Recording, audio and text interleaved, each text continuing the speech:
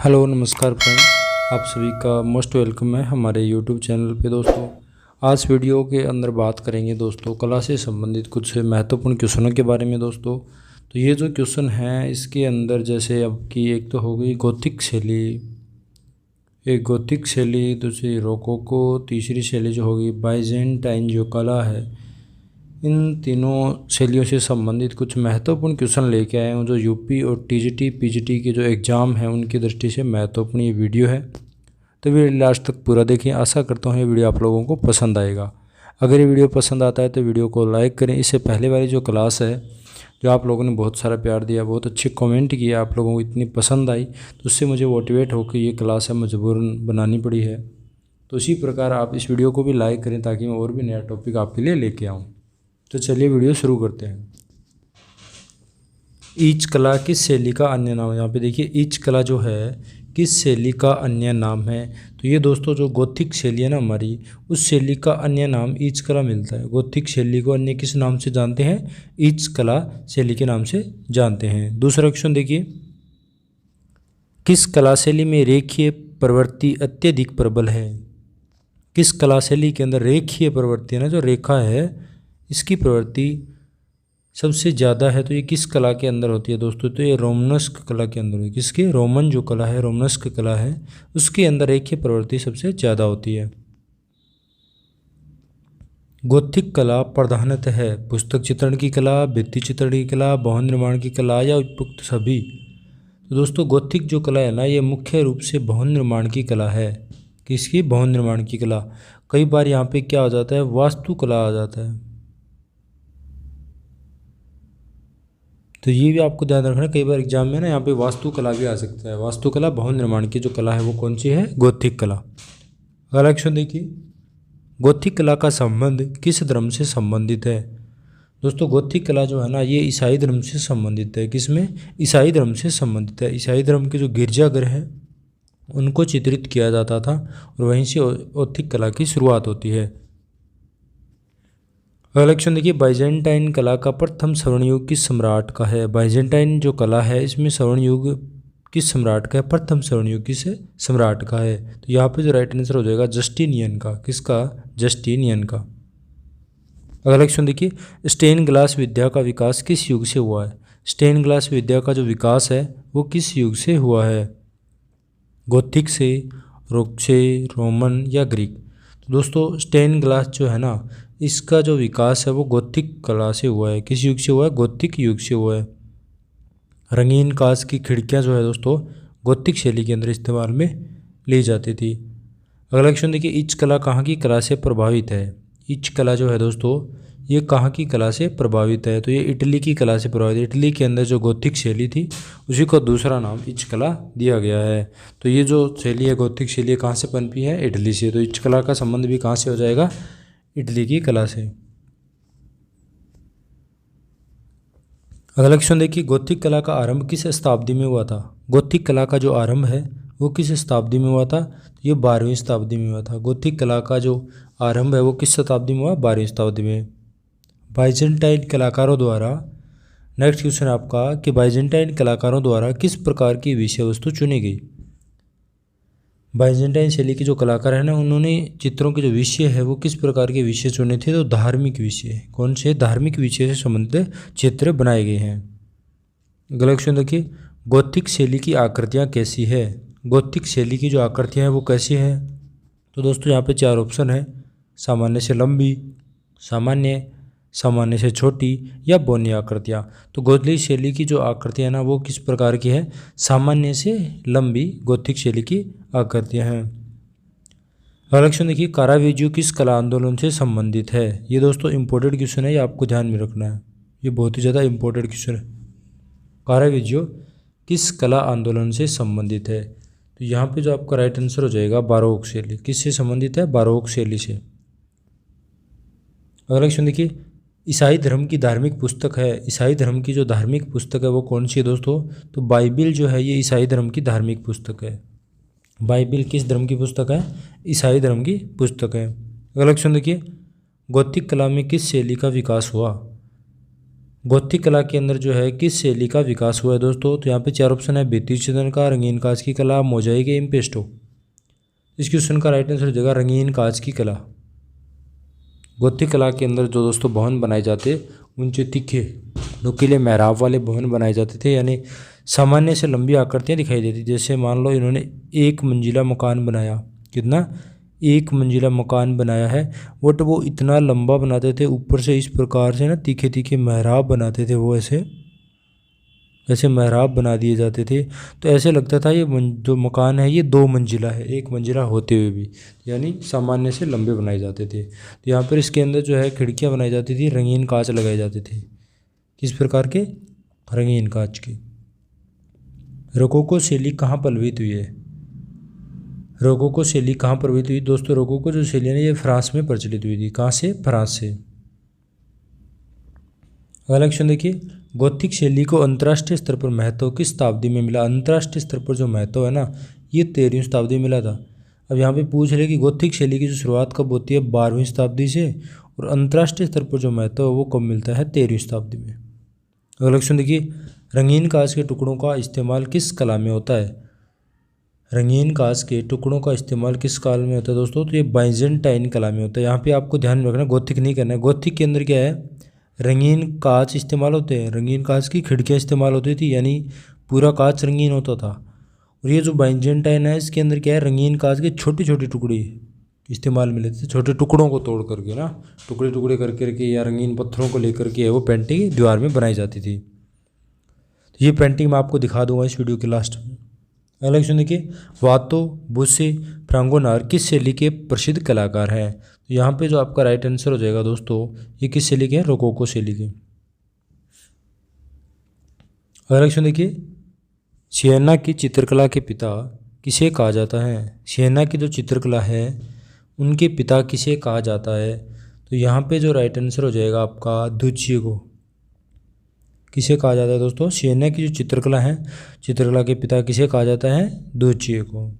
अगला क्वेश्चन देखिए, मणिकुट्टिम पद्धति में किस वस्तु का प्रयोग होता है? मणिकुट्टिम जो पद्धति है उसमें किस वस्तु का प्रयोग होता है दोस्तों? रंगीन पत्थरों का इस्तेमाल में लिया जाता है। किसका?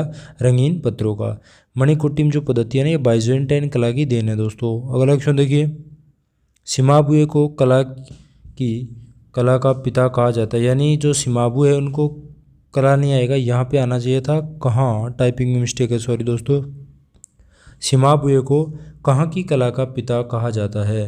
दोस्तों सिमाबुए जो है इन्हें इटली की कला का पिता कहा जाता है, और दुचियो को कहाँ की दोस्तों कला का पिता कहा गया था? अभी आपको बताया था सियन्ना की कला को। और यहाँ पे जो सिमाबुए है कलाकार, इनको इटली की जो कला है उनके पितामह कहा जाता है। अगला क्वेश्चन देखिए, फ्लोरेंस के महान कलाकारों में प्रथम नाम किसका था? फ्लोरेंस के महान कलाकार है, इनमें प्रथम नाम किसका आता है? जियोतो का आता है दोस्तों। फ्लोरेंस के महान कलाकारों में इनका नाम गिना जाता है कि इनका जियोतो का। अगला क्वेश्चन देखिए, बाइजेंटाइन कला में छतों और दीवारों पर किस विधि से चित्रण किया जाता था? बाइजेंटाइन जो शैली है इसमें छतों दीवारों पर जो चित्रण किए जाते थे वो किस विधि से किए जाते थे? मणिकुट्टिम विधि से किए जाते थे दोस्तों। मणिकुट्टिम में भित्ति चित्रण पद्धति होती है, इसके अंदर क्या होता है? रंगीन पत्थरों के छोटे छोटे टुकड़े, साथ में रंगीन कांच के टुकड़े, इनका समायोजन करके एक पेंटिंग बनाई जाती है, तो उसको मणिकुट्टिम कहा जाता है। अगला क्वेश्चन देखिए, चित्रकार के अतिरिक्त वास्तुकार भी कौन थे? ये 4 ऑप्शन दे रखे हैं, दुचियो, सिमाबुए, जियोतो, अंगुर। इनमें चित्रकार भी हैं और साथ में एक वास्तुकार भी है, तो वो कौन है दोस्तों? जियोतो। कौन है? जियोतो। ये चित्रकार भी हैं और साथ में क्या है? वास्तुकार भी है। अगला क्वेश्चन देखिए, मोजाइक कला संबंधित है। मोजाइक कला संबंधित है, तो मोजाइक कला दोस्तों किससे संबंधित है? तो यहाँ पे जो आपका राइट आंसर हो जाएगा, क्या हो जाएगा? बाइजेंटाइन जो कला है इससे संबंधित है। मोजाइक कला किससे संबंधित है? बाइजेंटाइन कला से। नेक्स्ट क्वेश्चन देखिए, निम्नलिखित में से कौन चित्रकला, मूर्तिकला, वास्तुकला, काव्य कला में निपुण था? यानी जो ऐसे कौन से कलाकार है जिसके अंदर चित्रकला, मूर्तिकला, वास्तुकला, काव्य कला इन पांचों की खूबी थी? तो ये कलाकार कौन है दोस्तों? तो यहाँ पे जो राइट आंसर हो जाएगा वो हो जाएगा आंद्रियान। कौन है? आंद्रियान, पहला ऑप्शन।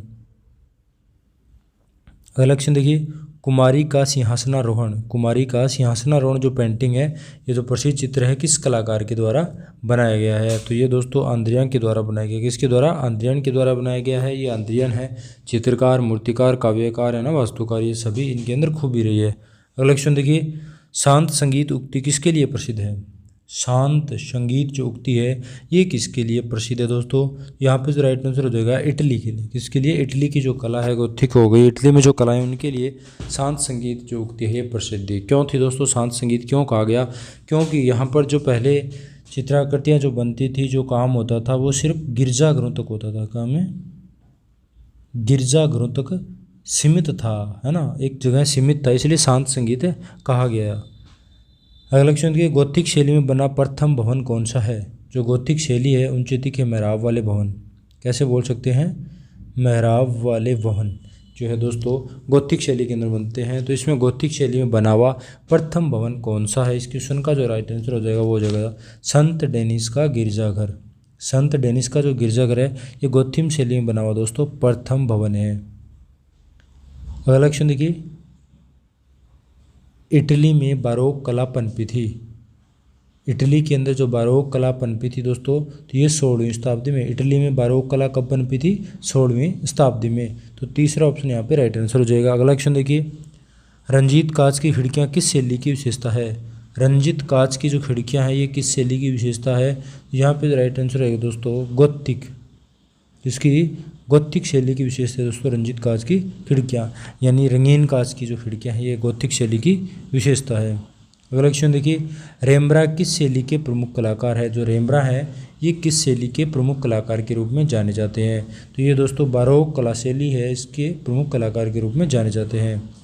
रेम्ब्रा किस शैली के प्रमुख कलाकार हैं? बारोक शैली के। तो यहाँ पे तीसरा जो ऑप्शन है वो हमारा राइट आंसर हो जाएगा। अगला क्वेश्चन देखिए, गोथिक कला के किस चित्रकार ने इंद्रधनुषी रंगों में चित्रण किया? गोथिक जो शैली है उसके कौन से चित्रकार है जिन्होंने इंद्रधनुषी रंगों में चित्रण किया है? तो इस क्वेश्चन का जो राइट आंसर हो जाएगा वो हो जाएगा दोस्तों एंजर्स।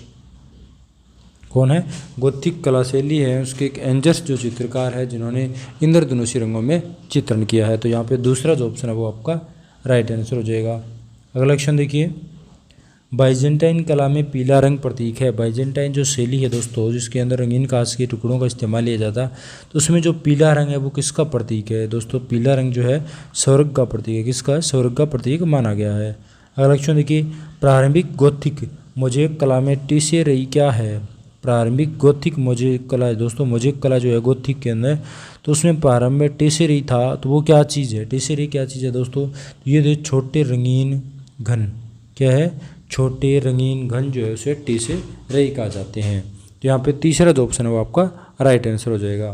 तो दोस्तों यहाँ पे जो आपको मैंने बताया था मणिकुट्टिम की पेंटिंग के बारे में बताना चाह रहा था, ये देखिए बाइजेंटाइन जो है 14वीं से 15वीं शताब्दी आप देख सकते हो। ये बाइजेंटाइन जो है ये देखिए आपको स्पष्ट दिखाई दे रही होगी। इसके अंदर क्या होता है कि बाइजेंटाइन के अंदर है ना छोटे छोटे पत्थर और रंगीन कांच के चौकोर टुकड़ों का इस्तेमाल किया जाता है। तो यहाँ पे देख रखते हो, ये देखोगे ना आप, देखो छोटे छोटे टुकड़े यहाँ पे येलो कलर के लिए में जो स्वर्ग का प्रतीक है, यहाँ पे ब्राउन कलर का, यहाँ पे रेड, आंखों में ब्लैक, बालों में यहाँ पे कहीं ब्लैक कहीं ब्राउन, इस प्रकार की जो है ये छोटे छोटे टुकड़े ले लेकर के दीवार पे चिपकाए जाते हैं। ये कांच के हो सकते हैं, रंगीन पत्थरों के भी टुकड़े हो सकते हैं। तो इन टुकड़ों को इस्तेमाल में लिया जाता था किसके अंदर दोस्तों? बाइजेंटाइन शैली के अंदर, जिससे क्या है फिर पेंटिंग बनाई जाती थी। ये देख सकते हो आप, ये बना रखी है ना, ये जो बना रही है कलाकार आप देख सकते हो। इस प्रकार जो छोटे छोटे हैं रंगीन टुकड़ों का इस्तेमाल, ये देखो इसमें देखिए बहुत बारीकी से देखोगे आपको ध्यान में जाएगा, है ना। ये देखो ये सब काम हुआ, ये देखो जो पीछे बैकग्राउंड में जो येलो कलर है ये स्वर्ग का प्रतीक है। बाकी छोटे छोटे रंगीन कांच के टुकड़े लगे, फूल होते हैं, सब बनाया। अब गोथिक शैली जो 12वीं से 15वीं शताब्दी थी और ये 13वीं शताब्दी में जो विश्व स्तर पर पहचान मिली। तो इसमें क्या होता है, रंगीन कांच की खिड़कियाँ, ये देख सकते हो खिड़कियाँ हैं वो किस प्रकार की? रंगीन कांच लगाया जाता था इसके अंदर। तो रंगीन कांच की खिड़कियाँ गोथिक शैली में जो भवन है वो किस प्रकार बनाए जाते थे? ऊंचे तीखे मेहराब वाले बनाए जाते थे, यानी सामान्य से जो लंबी है वो आकृति दिखाई देती थी। तो ये गोथिक शैली, देखो यहाँ पे देख सकते हो सामान्य से लंबी है। देखिए लंबाई, देखिए पुरुषों की कितनी ज़्यादा लंबाई दिखाई दे रही है ना। सामान्य इंसान होता है उससे कहीं ज़्यादा, यानी 2 गुना लंबाई है वो आपको ज़्यादा दिखाई दे रही होगी इस पर ना। ये जो रोकोको शैली हो गई, ये आप देख सकते हो, है ना। तो ये सारी थी दोस्तों। आशा करता हूँ ये वीडियो आपको पसंद आया। अगर ये वीडियो पसंद आए तो वीडियो को कर दें फटाक से लाइक और बेल का आइकन दबाएं और साथ में प्रेस कर लें दोस्तों सब्सक्राइब बटन को, ताकि इसी प्रकार नए नए वीडियो आप लोग हैं वो देखते रहें। चलिए फिर मिलते हैं एक नए वीडियो के साथ। आप अपनी पढ़ाई जारी रखें दोस्तों। एग्ज़ाम के अंदर जो आपका बहुत ही कम समय है, जितना हो सके उतना ज़्यादा पढ़ाई करें। धन्यवाद।